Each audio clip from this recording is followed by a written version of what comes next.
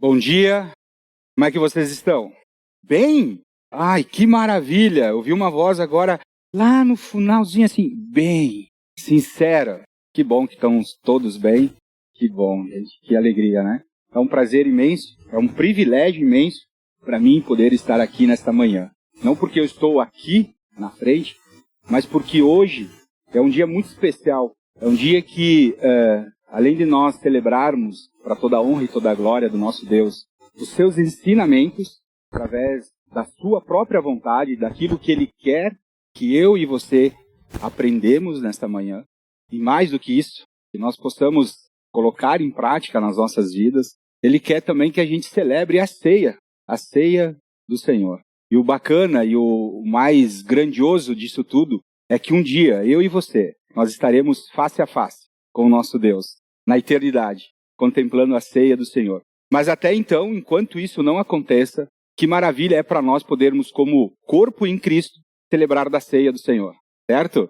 Eu quero começar fazendo uma pergunta para vocês. A minha mensagem. Hoje eu quero trazer aqui a história de um personagem da Bíblia que, na minha humilde concepção, um dos maiores de todos. Mas eu quero fazer uma pergunta para vocês que é a seguinte. Hoje nós acordamos de manhã cedo, nos preparamos, né, tomamos o nosso café da manhã, tudo já pensando no intuito de nós participarmos dessa celebração.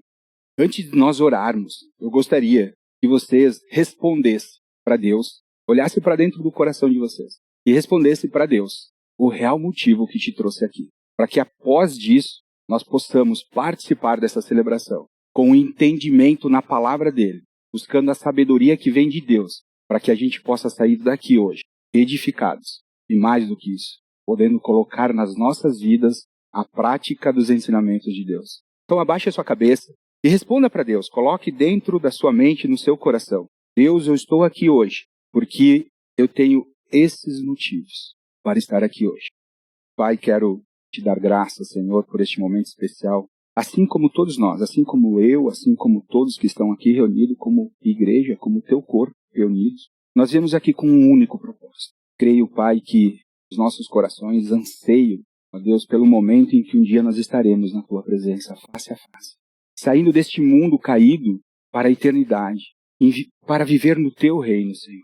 E é por isso, Deus, que hoje nós estamos aqui. Porque aqui hoje nós viemos para buscar o nosso alimento.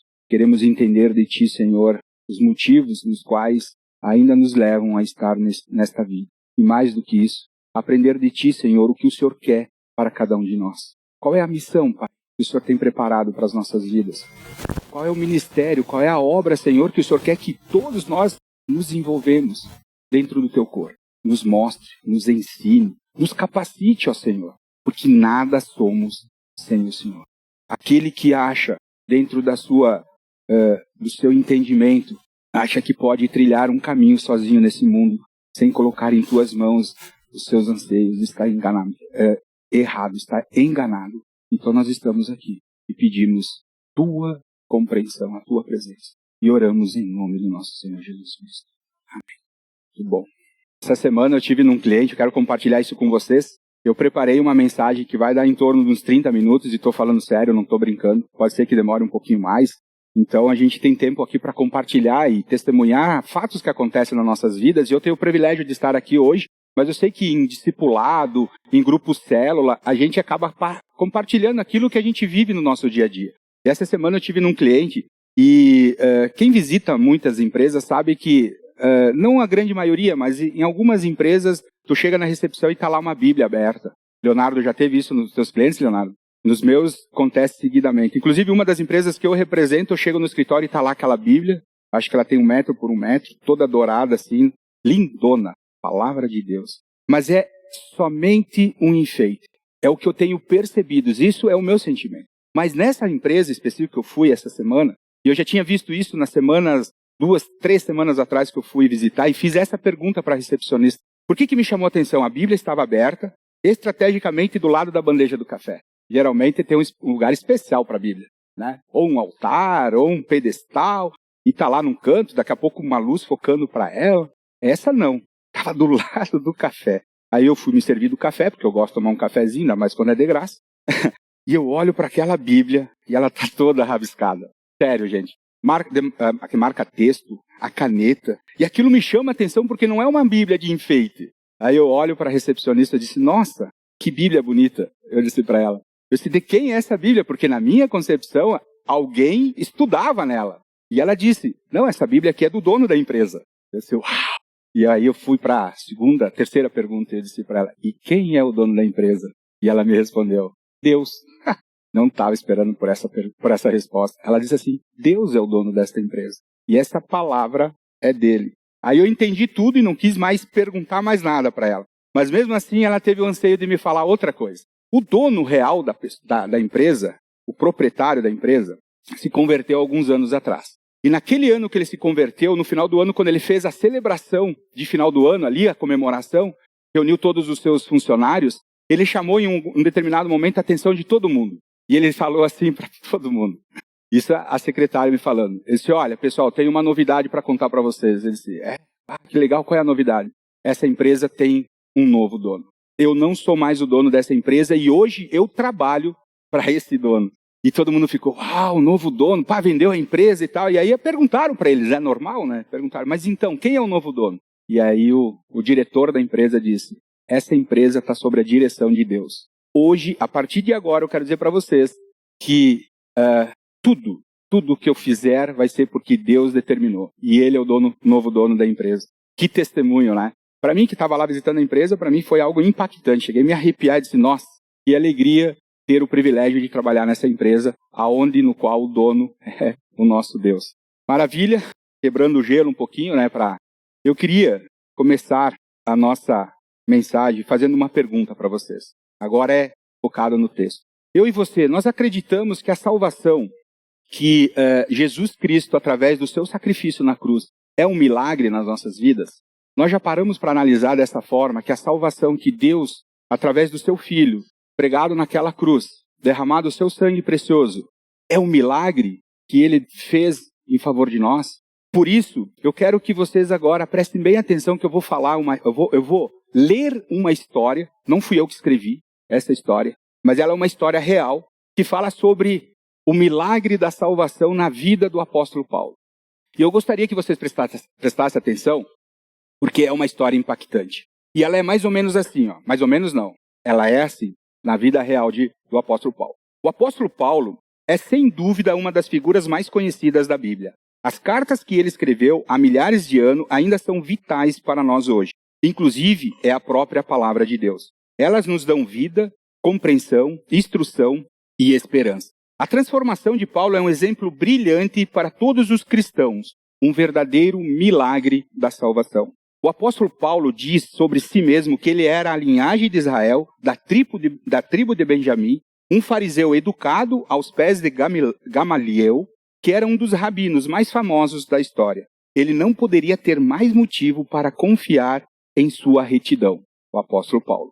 Em seu zelo indevido por Deus, ele perseguiu a igreja primitiva, a quem ele considerava hereges e perigosos. Ele prendeu e aprisionou-os e esteve presente até no apedrejamento de Estevão. Em Atos, capítulo 9, versículo 1, ele até é descrito como respirando ameaças de morte contra os discípulos por causa dos seus pecados de crerem em Jesus Cristo. Quando o apóstolo Paulo marchava pela estrada para Damasco, perseguindo zelosamente os cristãos, ele teve uma profunda experiência. O próprio Jesus Cristo apareceu diante dele como uma luz do céu, forçando Paulo a ficar de joelhos. Essa experiência pessoal de Jesus Cristo gerou uma conversão de 100% em Paulo. Naquele momento ele creu e foi de perseguidor a discípulos. Diz que depois dessa experiência, ele imediatamente começou a pregar a Cristo. Não havia hesitação e nenhum raciocínio humano imaginando se o que ele estava fazendo estava correto. Ele havia experimentado Cristo e tinha um foco completamente em uma nova vida. Sua missão agora era levar o nome de Jesus aos gentios, bem como perantes aos reis e filhos de Israel. Embora ele tenha nascido de novo com um novo coração, uma nova atitude e uma nova vida, a conversão de Paulo não mudou quem ele era por natureza. Mas agora ele havia encontrado Cristo. E o desejo de todo o seu coração era conhecê-lo pessoalmente. Cristo havia se tornado tudo para ele. Seu poderoso testemunho foi, porque para mim o viver é Cristo e o morrer é lucro. Filipenses capítulo 1, versículo 21. Esse anseio por Cristo levou a uma profunda humildade, porque ele viu que tudo o que ele tinha como pessoa natural era inútil para satisfazer os seus desejos. Este homem que tinha sido tão forte em si mesmo, tão justo, disse, mas o que para mim era lucro, passei a considerar como perda por causa de Cristo. Mais do que isso, considero tudo como perda, comparado com a suprema grandeza do conhecimento do Cristo Jesus, o meu Senhor. Por quem perdi todas as coisas, e eu as considero como esterco para ganhar a Cristo. Filipenses capítulo 3, versículo 7. O apóstolo Paulo não se via mais como alguém grande, mas como alguém que precisava ser completamente mudado. Devido a essa grande humildade, Deus poderia agora começar um trabalho de transformação em seu homem interior, para que ele pudesse ser feito conforme a imagem do seu Filho. Deus revelou-lhe o caminho da cruz, o caminho de seguir a Jesus na vida em que ele viveu, para que pudesse ganhar pessoalmente a Cristo. E ele dizia mais adiante, quero conhecer Cristo, o poder da sua ressurreição e a participação em seu sofrimento, tornando-me como ele em sua morte. Filipenses 3:10. Assim como, desde o começo, Paulo não hesitou, o Novo Testamento está cheio do espírito em que ele viveu, o espírito de vencer o pecado na carne, para que a vida de Cristo pudesse se tornar a sua própria vida. E ele testemunha isso quando ele diz, não que eu já tenha obtido tudo isso, ou tenha sido aperfeiçoado, mas prossigo para alcançá-lo, pois para isso também fui alcançado por Cristo Jesus. Irmãos, não penso que eu mesmo já não tenha alcançado, mas uma coisa eu faço, esquecendo-me das coisas que ficaram para trás e avançando para as que estão adiante, prossigo para o alvo, a fim de ganhar o prêmio do chamado celestial de Deus em Cristo Jesus. Filipenses 3, capítulo 3, versículos 12 ao 14, são os relatos onde que Paulo fala isso e deixa registrado isso para nós. É um verdadeiro milagre da salvação a vida do apóstolo Paulo. E eu não sei vocês, e quero me usar como exemplo aqui, e eu acredito muito que nós cristãos pensamos isso muitas vezes que lemos a Bíblia. Será que o milagre que Jesus Cristo fez na vida do apóstolo Paulo é o mesmo milagre que Jesus Cristo fez nas nossas vidas? O milagre da salvação? Essa é a reflexão, porque quando a gente olha para o apóstolo Paulo, a gente olha um homem grandioso, um homem que não mediu esforços para pregar a palavra de Jesus Cristo. E quando eu digo não mediu esforços, a gente não tem ideia do que é esses esforços que Paulo fez em sua vida para pregar a palavra do nosso Senhor Jesus Cristo. E a pergunta é, qual é a diferença entre nós cristãos e o apóstolo Paulo? Será que é as cartas que ele escreveu na palavra de Deus? Porque a impressão que eu e você temos, pelo menos a que eu tenho, é que Jesus realizou um milagre somente na vida de Paulo. E nas nossas vidas, ou na minha vida, parece que não. E aí eu procurei a resposta. E eu quero compartilhar com vocês a resposta. E a resposta é Paulo quem dá. Aliás, a resposta é Deus quem dá, através da carta de Efésios. Eu quero que vocês abram suas Bíblias em Efésios, no capítulo 1, e a gente vai juntos constatar quantos milagres Deus fez nas nossas vidas. E vamos ler juntos. Abram suas Bíblias, abrem os seus aplicativos, porque diz assim, porque Deus nos escolheu nele antes da criação do mundo, para sermos santos e irrepreensíveis em sua presença. Em amor, nos predestinou para sermos adotados como filhos por meio de Jesus Cristo, conforme o bom propósito da sua vontade, para o louvor da sua gloriosa graça, a qual nos deu gratuitamente no amado. Nele temos a redenção por meio do seu sangue, o perdão dos pecados de acordo com as riquezas da graça de Deus, a qual ele derramou sobre nós com toda a sabedoria e entendimento, e nos revelou o mistério da sua vontade, de acordo com o seu bom propósito que estabeleceu em Cristo Jesus. Só nesse texto da palavra de Deus a gente consegue enxergar inúmeros milagres que Jesus Cristo, através do seu sangue derramado naquela cruz, fez em favor de nós. E no versículo 4, acompanhe ali, ele começa dizendo que Deus nos escolheu antes da criação do mundo, ou seja, povo escolhido de Deus. O que nós somos? Povo escolhidos de Deus. E eu quero dizer para vocês que ser povo escolhido de Deus é um privilégio, porque não há nada, e assim eu entendo, e gostaria que vocês pudessem refletir sobre isso, não há nada no mundo lá fora que seja maior do que o povo de Deus. Primeiro milagre da salvação. Ainda no versículo 4, ele diz assim, para sermos santos, ou seja, Deus nos separa, Ele nos escolhe e nos separa para Ele. Segundo milagre da salvação, somos santos, separados para Deus.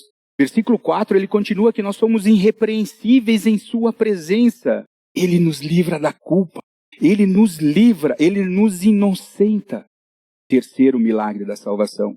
No versículo 5, ele continua dizendo, em amor somos predestinados para sermos adotados como filhos. Ou seja, meus queridos, por amor, Deus antecipou o seu chamado por nós. E mais do que isso, Ele nos escolhe e nos adota para sermos filhos dele. E agora, eu e você, temos uma relação de pai e filho com Deus. O quarto milagre da salvação. No versículo 6, ele diz que nele temos a redenção por meio do seu sangue. E aqui nós estamos celebrando a ceia do Senhor com o suco, que representa o quê? O sangue do nosso Senhor Jesus Cristo. A redenção. Ele nos liberta, Ele nos salva. O quinto milagre da salvação. No versículo 6, ele diz que nós temos o perdão dos nossos pecados. Ou seja, quando nós aceitamos o nosso Senhor Jesus Cristo como nosso Senhor e nosso Salvador, nós começamos a ser abençoados pela misericórdia de Deus. Nós não somos mais pecadores. Nós cometemos pecado. Mas Jesus Cristo, com seu sangue precioso, derrama a sua misericórdia todos os dias sobre as nossas vidas. O sexto milagre da salvação. No versículo 6, ele diz que nós temos o perdão. No versículo 7 e 8, ele diz que de acordo com as riquezas da graça de Deus, a qual ele derramou sobre nós com toda a sabedoria e entendimento. Ou seja, agora nós vivemos pela graça em Deus. E mais do que isso, ele derrama sobre nós toda a sabedoria e todo o entendimento, para que a gente possa viver a nossa vida constantemente com Cristo. O sétimo milagre da salvação. E por último, no versículo 9, ele diz que e nos revelou o mistério da sua vontade, de acordo com o seu bom propósito, em que ele estabeleceu em Cristo. Ou seja, Deus ainda revela a sua vontade para nós. O oitavo milagre da salvação. Quando eu li esse texto, eu percebi que não há nada diferente do que Jesus fez naquele dia, na estrada de Damasco, com o apóstolo Paulo, do que ele fez com a gente. Talvez você não tenha ficado de joelho porque não percebeu. Mas quando Jesus Cristo chega até você e diz, estou aqui, e você olha para ele e aceita ele como seu Senhor e seu Salvador, ali você está de joelhos. Não há nada diferente do que o apóstolo Paulo, o milagre da salvação na vida do apóstolo Paulo, do que o milagre da salvação em nossas vidas. A palavra milagre, ela traduz do latim miraculum. O original em português quer dizer maravilhoso. Ou seja, por algo que nos causa admiração. E quando eu pesquisei e achei isso aí, eu não me saiu da cabeça o louvor que a gente canta, maravilhosa graça. Já diz tudo. O milagre da graça, o milagre da salvação. Maravilhosa graça. O milagre da salvação. Como seria se a gente fosse traduzir para o original? O milagre da graça.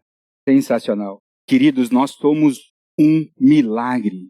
Milagre é a intervenção de Deus em uma situação de crise. E quando eu e você nos entregamos aos pés da cruz, nós vivemos aquela crise, aquele anseio por Deus. Salvação, milagre da salvação. Deus interviu por nós. Se um dia você quiser testemunhar sobre um milagre que Deus operou na sua vida, e você vai dizer assim, meu Deus, o que o Senhor fez? Eu tenho tudo. De manhã eu acordo, tenho um café da manhã na mesa, de meio-dia eu chego, sento, tenho o almoço, de noite eu chego, tenho uma janta, trabalho e esse trabalho me traz todo a rentabilidade para o meu sustento, tenho tudo. Aí você vai dizer, eu não tenho milagre para testemunhar. Você foi salvo por nosso Senhor Jesus Cristo. Esse é o maior milagre a ser testemunhado para o mundo lá fora. E a sua vida refletir como um espelho esse milagre. Milagre da salvação é a transformação das nossas vidas. E o apóstolo Paulo é um exemplo disso. Somos escolhidos por Deus, somos predestinados por Deus, somos santos, separados para Deus, somos selados, selo do Espírito Santo de Deus e temos a garantia da herança da vida eterna. Mas aí vocês vão me perguntar, mas tá, Fábio, mas olha Paulo, olha para a vida de Paulo, olha para a vida do apóstolo Paulo, olha para a minha vida. Olha quão diferente é, olha Paulo, o que ele fez e eu. Mas aí, queridos, a gente tem que entender o que Deus pede para as nossas vidas. E vocês querem saber o que Deus pede para as nossas vidas? Eu vou pedir para vocês darem uma viradinha na página da Bíblia de vocês. Sabe por que a salvação é um milagre? Porque nós vamos virar a página da Bíblia de vocês para o capítulo 2, versículo 8. E eu ia pular essa parte que é muito importante. Olha o que Deus nos revela no capítulo 2, no versículo 8. E ele diz assim, pois vocês são salvos. Salvação. Aqui Deus está falando da salvação. Pois vocês são salvos pela graça, por meio da fé. E aqui vem o milagre de Deus. E isso não vem de vocês. É dom de Deus. Esse é o que me diz e que me confirma e que me conforta o meu coração em dizer que sim, a salvação, o sangue derramado naquela cruz do nosso Senhor Jesus Cristo é um milagre para as nossas vidas. Nós que somos o povo escolhido, nós que somos santos separados para Deus. E aí, dando continuidade, por que Paulo foi tão forte, tão firme, tão zeloso na sua vida cristã, se tornando esse homem tão emblemático, sendo que as suas cartas virou a própria palavra de Deus, comparando com a minha vida. E aí eu quero pedir para vocês que na carta de Efésios, lá no capítulo 4, se vocês puderem dar mais uma folhada na Bíblia de vocês, eu quero ler, compartilhar com vocês, talvez a gente vai entender a diferença. Porque Paulo, tão firme, tão zeloso com a sua vida e pregando a palavra de Cristo, e nós às vezes não saímos do chão, porque essa é a realidade. E ela diz assim, capítulo 4, versículo 1 ao 16.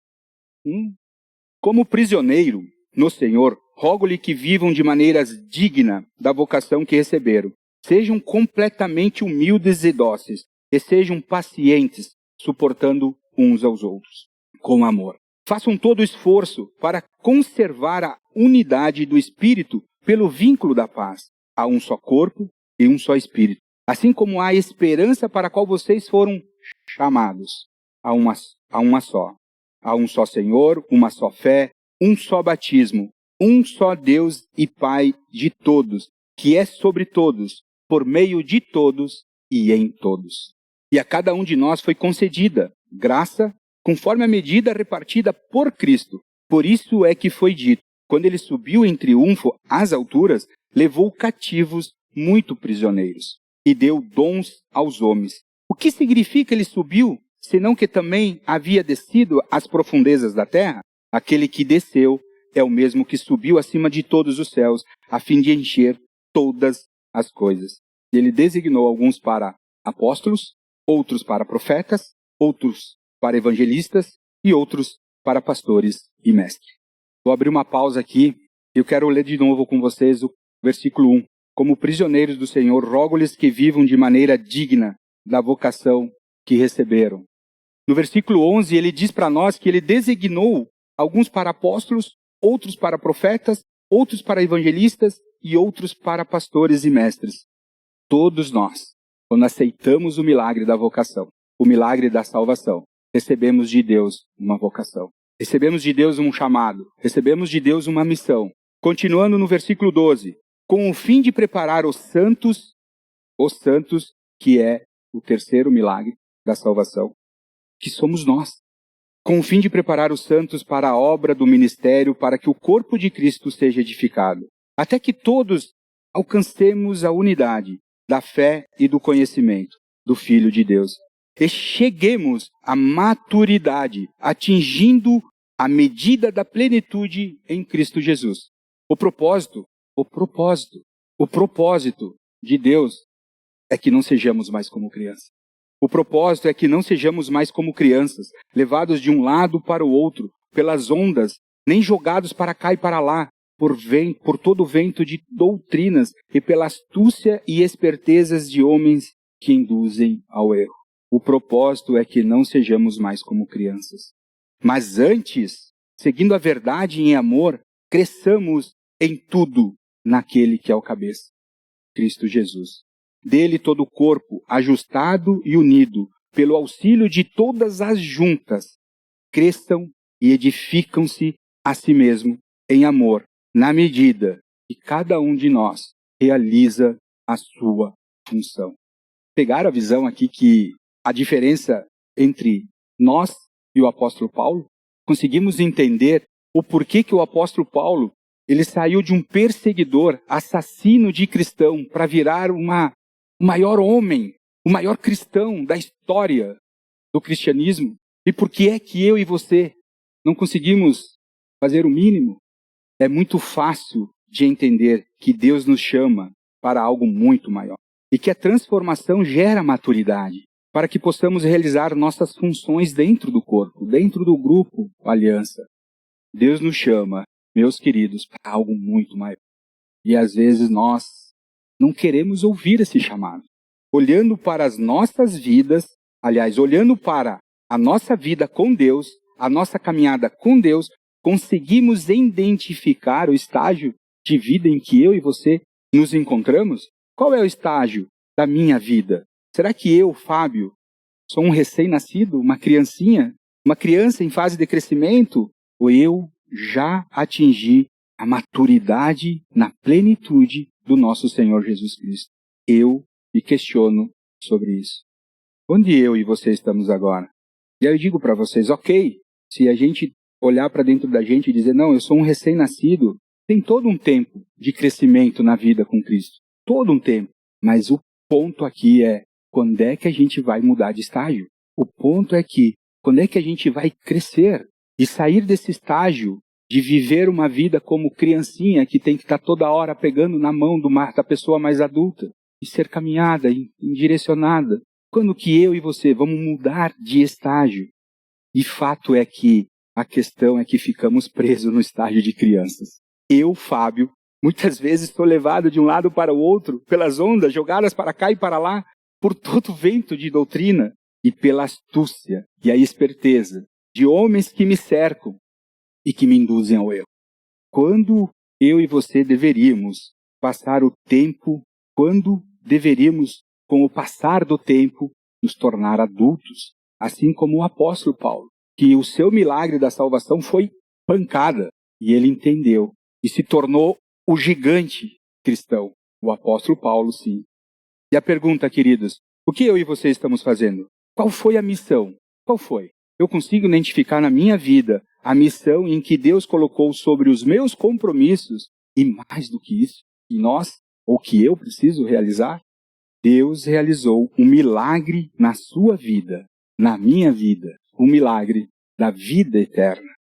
E eu nem estou falando de coisas grandiosas, assim como o apóstolo Paulo, mas às vezes assumir um grupo célula, um discipulado, o andar junto com alguém, ajudá-lo a essa pessoa também sair do estágio de criança para o adulto, participar na vida de alguém já é um ministério onde que Deus se agrada. Aliás, ministério é ministrar, e ministrar é ministrar na vida de uma pessoa. Nós não precisamos fazer as viagens missionárias em que Paulo estava envolvido, mas talvez na nossa casa, no nosso bairro, dentro da nossa cidade, há pessoas que precisam de umas pessoas adultas que estão vivendo a plenitude do Jesus Cristo na sua vida para que estenda as suas mãos e ajude a essas pessoas a também se libertarem do mundo pecaminoso, cruel e maldoso que está lá fora. E é por isso, queridos, que eu quero relembrar para vocês que nós somos o povo escolhido de Deus, nós somos separados, somos santos, separados para Deus.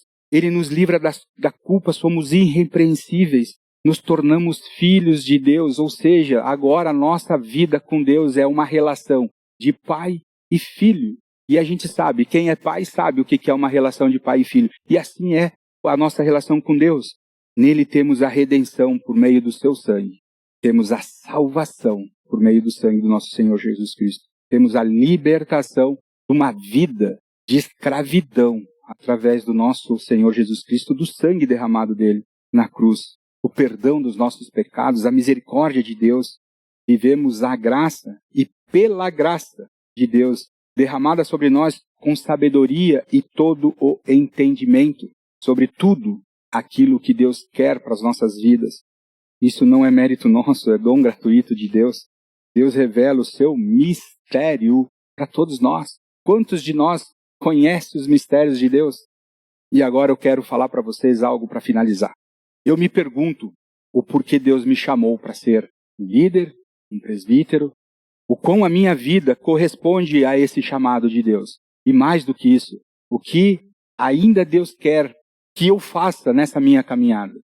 Confesso para vocês que às vezes bate um friozinho na barriga de saber, será que tu, Fábio, é uma pessoa que tem levado a Cristo na sua vida como Deus quer que tu leve? E eu não sou melhor, nem pior do que nenhuma de vocês. Nós somos totalmente iguais. Qualquer pessoa, sendo capacitada por Deus, pode fazer algo muito maior. E aí eu me pergunto, porque eu quero chegar no fim da minha vida, se assim Deus permitir, e eu gostaria que Ele voltasse antes, para que eu não passasse pela morte de carne, eu gostaria de repetir as palavras de Paulo. Eu gostaria de repetir as palavras de Paulo. Quando ele diz que combati o bom combate, terminei a corrida e guardei a fé. E agora me está reservada a coroa da justiça, e que o Senhor, justo juiz, me dará naquele dia. E não somente a mim, preste atenção, Paulo está dizendo que não somente para ele está nos incluindo junto, mas também a todos os que amam a sua vinda. Peguem esta visão, meus queridos, porque vai chegar o momento que nós vamos precisar falar com Deus e Ele vai te perguntar, e aí, Fábio, o que tu tem feito, ou o que tu fez, com tudo aquilo que eu derramei, com tudo aquilo que eu te dei, com tudo aquilo que eu te capacitei? E eu quero poder dizer para Deus que eu combati o bom combate, terminei a corrida e guardei a fé. Eu quero poder dizer isso. E eu preciso muito de vocês, que vocês me ajudem a chegar nesse estágio. E vocês podem ter certeza, e vocês podem contar comigo, para que a gente juntos, como igreja, cheguem a essa plenitude em Cristo Jesus. Vamos orar? Pai, quero te dar toda a graça, Senhor, por tudo aquilo que o Senhor tem nos mostrado, nos ensinado através da Tua palavra, através das vidas de tantos personagens da Bíblia, Senhor.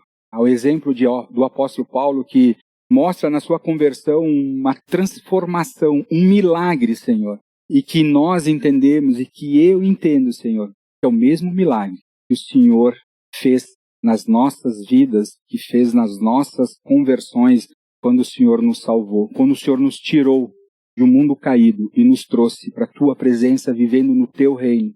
Nos separou e nos deu a liberdade, Senhor, nos deu a chance de nós estarmos contigo, Senhor. Nos fez santos, separados para Ti, Senhor. Que esta palavra, Senhor, vá ao nosso coração, mas não fique lá guardada, que ela possa virar ações nas nossas vidas, Senhor, porque nós precisamos, o Senhor precisa, não nós, o Senhor precisa de trabalhadores que possam falar aos quatro cantos do mundo, do bairro em que nós vivemos, da cidade em que nós vivemos, do país em que nós vivemos, do mundo em que nós vivemos, ó Senhor, da Tua gloriosa graça, ensinando, Senhor, aquilo que o Senhor nos ensina. Então nós te pedimos que o Senhor capacite a cada um de nós. Derrame essa sabedoria que o Senhor nos disse aqui em Efésios, na Tua palavra, que o Senhor nos capacita, que o Senhor nos dá sabedoria e todo entendimento. Toque aos nossos corações. Nós te pedimos, nós te clamamos isso, Senhor. Que não sejamos mais como crianças, levadas de um lado para o outro, Senhor, muitas vezes sem entender nada. Nos capacite, Senhor.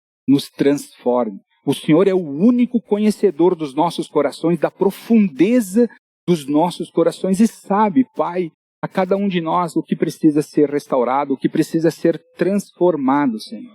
Então nós te pedimos, eu suplico a Ti, Senhor, essa transformação aos nossos corações. E que assim seja feita a Tua vontade, acima de qualquer desejo de coração enganoso aqui presente, Senhor.